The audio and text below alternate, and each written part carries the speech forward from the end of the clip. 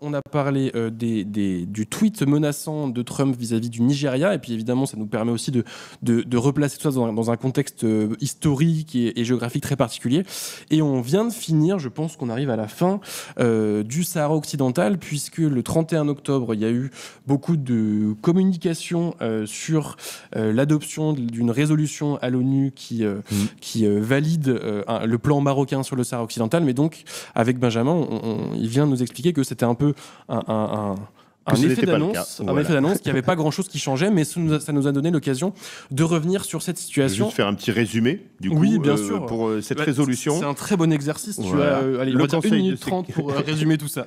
Le Conseil de sécurité n'a pas changé sa position depuis 2007. L'autonomie marocaine, le plan d'autonomie, reste une proposition qui est sur la table, mais ça n'est pas une décision.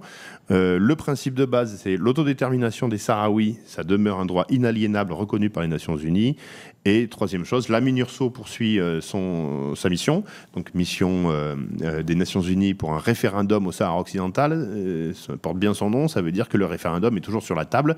Il aurait dû être organisé depuis 1991, mais évidemment, il y a on va dire, la grande question est qui peut voter à un référendum. On sait qu'il y a un mouvement de colonisation du côté marocain pour que tout, en gros, de plus en plus de monde puisse voter, puisse prendre part à ce référendum. Donc c'est pour ça qu'aujourd'hui il n'a toujours pas été organisé. Voilà, il était saboté depuis de longues années, mais c'est toujours la solution onusienne.